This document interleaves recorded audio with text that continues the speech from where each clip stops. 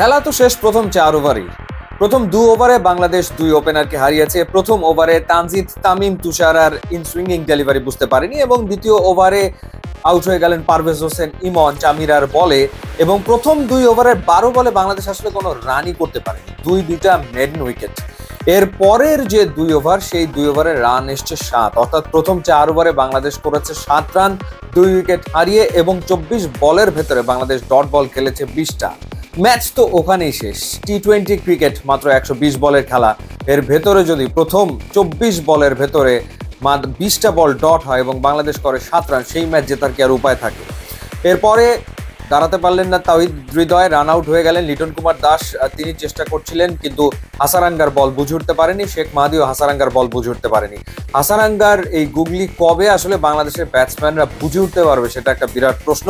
53 রানে 5 উইকেট নেই, তো ম্যাচ তো হারা হয়েই গেছে। এরপরে জাকের আলী অনিক এবং শামীম পাটোয়ারি তারা একটা পার্টনারশিপ করেছে, ষষ্ঠ উইকেট জুটিতে রেকর্ড পার্টনারশিপ, সেটা 86 রানের, এবং দুজনেই খেলেছেন 34টা করে বল। 34 বল খেলে জাকের আলী অনিক করেছেন 41 রান এবং 34 বল খেলে শামীম পাটোয়ারি করেছেন 42 রান, যার কারণে 139 করে বাংলাদেশ 5 উইকেট হারিয়ে।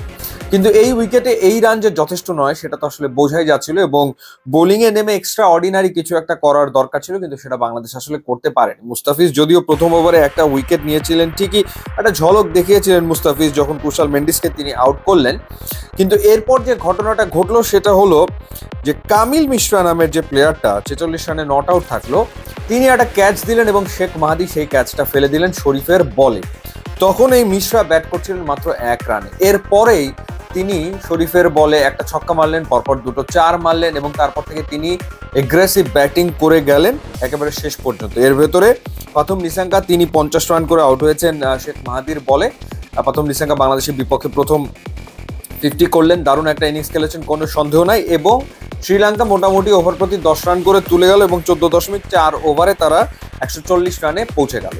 সো বাংলাদেশ শ্রীলঙ্কার কাছে যে শুধু হারলো ব্যাপারটা তা না, আসলে বাংলাদেশের সুপার 4-এর খেলাটা অনিশ্চিত হয়ে গেছে, কারণ রান রেটটা বাংলাদেশ ডুবিয়ে দিয়েছে। 6 উইকেটে ম্যাচ জিতেছে শ্রীলঙ্কা এবং তারা খেলা শেষ করেছে 15 ওভারে। সুতরাং এখন বাংলাদেশ শেষ ম্যাচটা খেলবে আফগানিস্তানের বিপক্ষে। সেই ম্যাচ বাংলাদেশকে শুধু জিতলে আসলে হবে না, এখন তাকিয়ে থাকতে হবে যে শ্রীলঙ্কা যাতে হংকং এবং আফগানিস্তান 2 দলের বিপক্ষেই আসলে জেতে, তাহলে বাংলাদেশের সুপার 4-এ খেলার সম্ভাবনা থাকবে। আদারওয়াইজ রান রেটের অবস্থা বাংলাদেশের একেবারে শোচনীয়।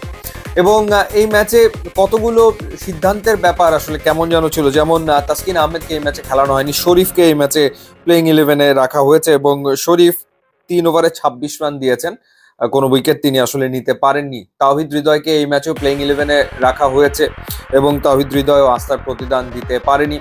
রিশাদ হোসেন আগের ম্যাচে এক্সপেন্সিভ ছিলেন, এই ওভারে মাত্র 1 ওভার বল করেছেন এবং 1 ওভার বল করে তিনি 18 রান দিয়ে কোনো উইকেট নেয়নি। অর্থাৎ বাংলাদেশ না ব্যাটিংয়ে, না বোলিংয়ে, না ফিল্ডিংয়ে কোনো ক্ষেত্রেই ভালো ক্রিকেট তো খেলতেই পারেনি। সত্যিকার অর্থে একেবারে বাজে নিম্নমানের ক্রিকেট খেলার কারণে শ্রীলঙ্কার বিপক্ষে এইরকম ভরাডুবি।